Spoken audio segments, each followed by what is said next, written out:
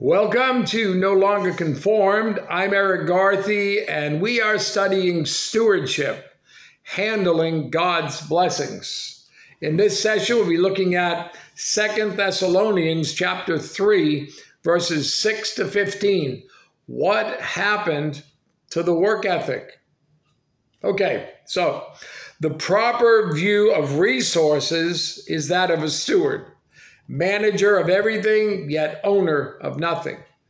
The proper view of tithing is as a reminder the Lord is our God, and He promises to multiply our blessing and protect our increase. What's the proper view of gaining resources? Well, turn to Luke chapter 17 and verse 7 down to verse 10, and let's look at God's perspective. Luke 17:7, and which of you, having a servant plowing or tending sheep, will say to him when he has come in from the field, come at once and sit down and eat? But he will not rather say to him, prepare something for my supper and gird yourself and serve me till I've eaten and drunk, and afterward you will eat and drink. Does he thank that servant because he did the things that were commanded him? I think not.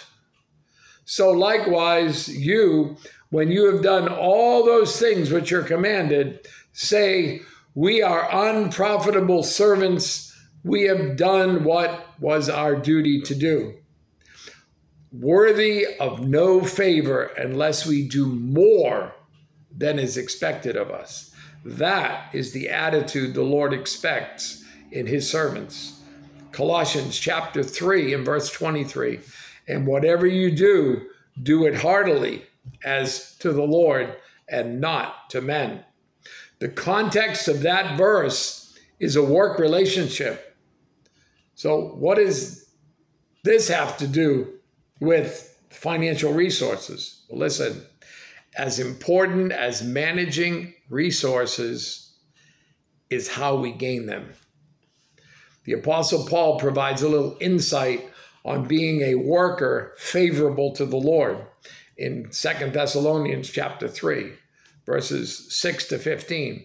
And he gives three qualities of a favorable worker. First, a favorable worker is disciplined, verses 6 and 7.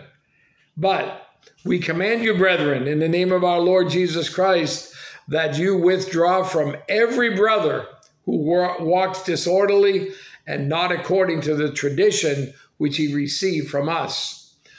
For you yourselves know how you ought to follow us, for we were not disorderly among you. He knows his job. He knows how to do his job, and he knows to do it. Paul told Christians not to associate with a brother who was undisciplined and disobedient to instruction. Instead, remember his example and follow it. Second, a favorable worker is diligent. Look at verses 8 and 9.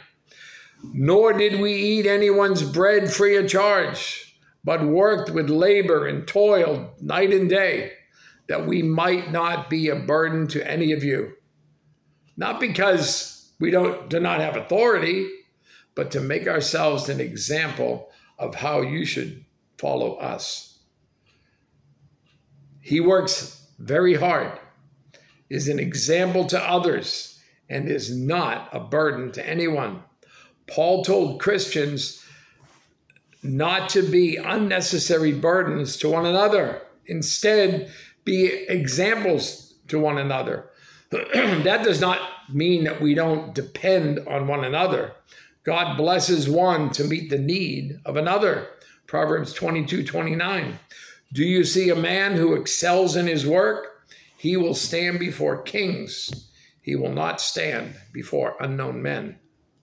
And then third, a favorable worker is dependable. Verses 10 through 12.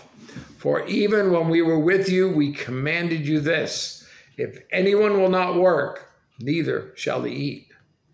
For we hear that there are some who walk among you in a disorderly manner, not working at all, but are busybodies.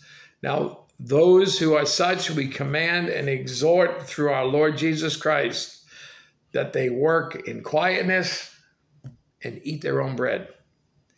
He's a consistent worker, a conscientious worker, a constructive worker. Paul told Christians to do their own job and enjoy the fruit of their own labor. He said, no work, no food.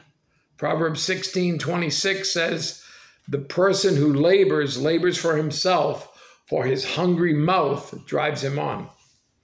If someone can work and will not, the Bible tells us to let him go hungry. Even more, verses 13 to 15. But as for you, brethren, do not grow weary in doing good. And if anyone does not obey our word in this epistle, note that person and do not keep company with him, that he may be ashamed. Yet do not count him as an enemy, but admonish him as a brother. The church has a responsibility to deal with those who are disobedient and lazy because they are a reproach to Jesus Christ. Christians are to be an example to the world, not a reflection of the world. You think about all that, and you have a great day.